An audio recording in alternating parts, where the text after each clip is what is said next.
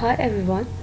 In the previous lecture I have told you about the AI cycle, and inside that I have told you perception, learning and the knowledge representation. I have explained you knowledge and its type. Now it's turn to explain you representation. So please subscribe my channel so that you can view all the latest videos related to this. So let's get started. So I have explained you knowledge. Now it's time to explain you representation. If you see representation, there are different multiple approaches and schemes. Then you can begin to think about representation. Means you can represent your things in different schemes. So what are that? There are pictures and symbols, graphs and networks, or numbers. You can represent in three forms. Okay. So let me explain you one by one. The first one is pictures. Picture is basically it. If you are presenting something using pictures, it is very best, because whoever sees the picture, he or she could understand what's going on or what you are trying to explain to that person. So it will be very easy for the person to judge and understand what you want to explain to them. So picture is the best way of doing your presentation. So example they have given you how to boil an egg. Okay, for telling the steps and procedures, what you can do is you can use a series of pictures and show, and it could be more understood by the person. Without reading, he could from the pictures only he could understand what you are trying to explain to them. So picture is the best way to present anything.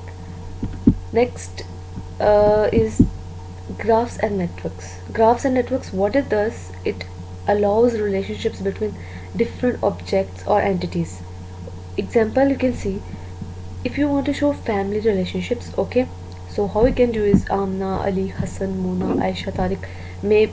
This is a family relationship, brother, sister and all, or mother. So you can represent it using graphs and networks. So graphs and networks is also the best representation for you. We can also represent procedural knowledge using a graphs. Examples, how to start a car. Now you want to show someone or you want to tell someone how to start a car. So it can be done using graphs and networks also. Like first you're gonna tell the first step is to insert the key. The second is turn ignition. The third is press the clutch, and the last one is set the gear. As I've told you in the previous pictures, I have given you the example how to boil an egg. You can also represent it using the graphs and networks, but it's your choice. It could be represented good in graphs and network also, but as well as in the pictures, but it's your choice. Numbers are basically, it could be used by humans. What it does, it numbers translate easily to computer representation. Okay, if you talk about pictures, maybe it could not, it is difficult for the computer to understand that pictures. Okay, because computer does not understand that easily. But you talk about numbers are easily translated to computer representation, and every representation we used get translated to numbers in the computer internal representation. So numbers is also a best part. So they have given you an example here. Like in the context of the above discussion, let's look at some ways to represent the knowledge of a family. Using an example, as you can see, this is a family picture. Okay, if you see in the family picture, you're going to understand that this is mother and this is the father and this is their daughter as well. Okay, now if you go and see it using a graph, what you're gonna see, Tariq, Aisha and Mona. That means this is father, mother and this is daughter. So using a description in words, you can say Tariq is Mona's father and Aisha is Mona's mother. Mona is Tariq and Aisha's daughter. Okay, so it could be more easy to understand from here, and from here also you can understand, but what is that you are not going to know the names as well. So now next, formal KR techniques. KR means knowledge representation techniques. I'm going to tell you. So first is facts. Facts are what? Facts are the basic block of knowledge. You can tell it as the atomic units of knowledge. What it does is they declare knowledge about objects. Whatever objects you have, they are going to declare every information, every knowledge about them. So example they have given you. Proposition is the statement of a fact. Okay, each proposition has an associated truth value. It may be either true or false. As you know that proposition is the statement of a fact. Okay, and proposition has either true or false value. So in artificial intelligence, if you want to represent a fact, okay, we can use proposition and its associated truth value. Now you have understood it well. Okay, proposition means either it could be true or either it could be false, or in, if you see in some other, you can tell either it would be 1 or either it could be 0. But in artificial intelligence, you're gonna tell either it could be true or it could be false. So they have given you 3 propositions right here. The first one is it is raining. Second is I have an umbrella. Third is I will go to school. So they are going to tell you different types of facts. So the first one is single valued or multi-valued facts. So facts can be single or they could be multi-valued, okay, where each fact can take one or more than one values at the same time. If the fact takes only one value at the time, then it could be single valued.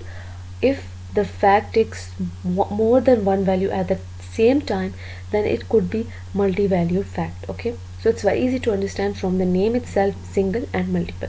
Example they have given you: an individual can only have one eye color but have many cars.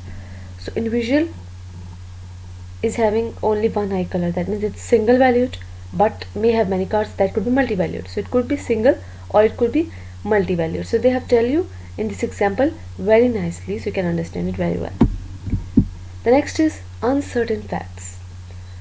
Uncertain facts means you need to represent the uncertain information in facts. These facts you can call it as uncertain facts.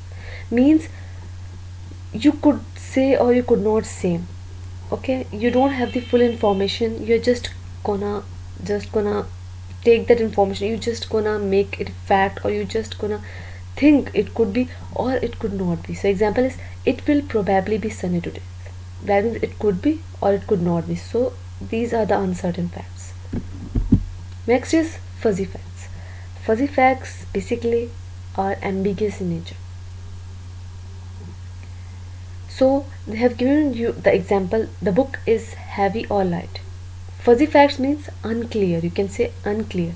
You don't know what does it means or what they are trying to tell to you. That means you are not clear about that. So that are called fuzzy facts. Okay, you don't know what heavy means because it is a subjective description. So remember this, fuzzy means unclear, you are not clear, or you can say something that is not clear is called fuzzy. Fuzzy facts are that. And the third one is object attribute value triplets. You can call it as OAV triplets. They are basically composed of 3 parts. The first is from the name, as you can see, object. Second is attribute, and the last one is value from the name. So what could be the object? You can think object is you or a person, like object could be Ali.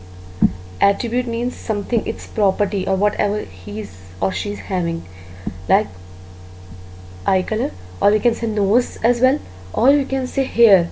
If you want hair also you can tell. Attribute you can tell as hair also if you don't like eye color.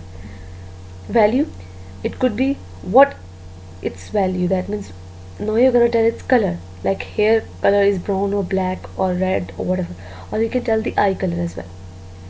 So Ahmad's son is Ali object.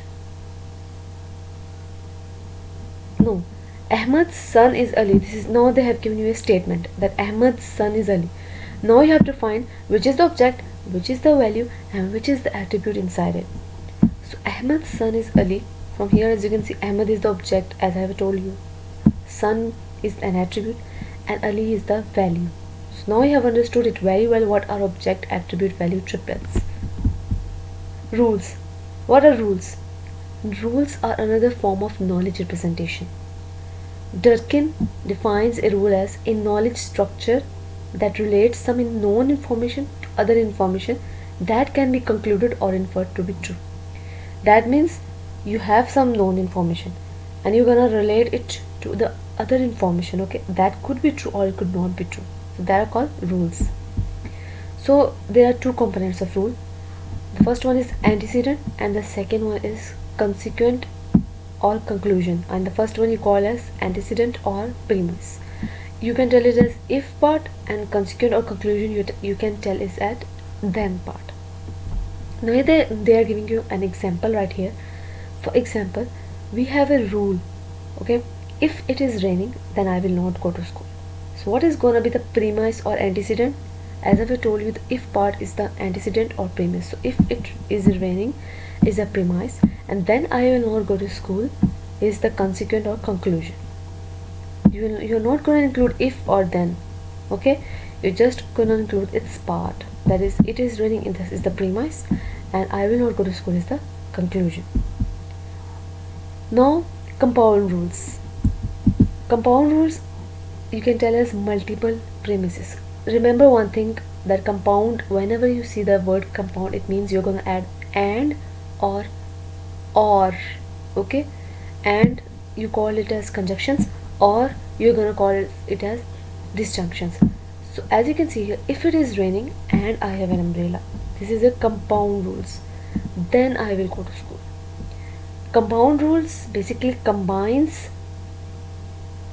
this one, antecedent or premise and consequent or conclusion rule. It combines the antecedent and the consequent rules, and that means it's going to add an and inside that. If it is raining or it is snowing, then I will not go to school. So and or are the compound rules. It's very easy to understand. Types of rules. The first one is relationship. Relationship rules, as you can understand from the name as well, that relationship rules basically used to express a direct occurrence relationship. They are going to tell the relationship between two events. So it's very easy. Example, if you hear a loud sound, then the silencer is not working. Second one is recommendation. Recommendation rules, from the name as you can see, it's going to give you some suggestions. Basically it means that you are going to have some known information, and they're gonna knowing that known information, they are going to give you some recommendations, some suggestions. As you can see in the example, if it is raining, okay, if they see that it is raining, they are going to give you the recommendation that then you should bring an umbrella, okay. Third one is directive. Directive rules are like recommendation rules, but what this does is they will offer you a specific line, or you can tell it as they are going to give you an advice. Recommendation rule, what it does, they are going to give you the recommendation, the suggestion that if it is something, then you have to do something. But directive is going to give you an advice, okay. They are going to recommend you that if it is raining and you don't then you have to take an umbrella, but they're going to give you an advice as well, okay. As you can see in the example, if it is raining and you don't have an umbrella, then you must wait for the rain to stop. This is their advice. The fourth is variable rules. Variable rules mean if the same type of rule is applied to multiple objects, that we call as variable rule. For example, you can see if X is a student and X GPA is greater than 3.7, then place X on honor rules. Such rules we call as pattern matching rules. That means they're gonna know some facts with different possibilities, and what they're going to do is they're gonna relate them. The fifth is uncertain rules. Uncertain rules, as I told you before, uncertain facts. Did you remember that you don't know the correct information, means you are just probably thinking about it. You can just what you can say, you can just think that it could or could not happen. So uncertain rules, what it does, it introduces the uncertain facts into the system. Example, if you have never won a match, then you will most probably not win this match. That means they're gonna just think that it could happen. If it's something is happening again and again, then it will not happen. That means they're just supposing it. Meta rules. Meta rules describe how to use other rules, okay. Like examples, if you are coughing and you have a chest, then you use the set of respiratory diseases rules. So that's all for today. Please subscribe my channel so that you can view all the latest videos related to this. Thank you.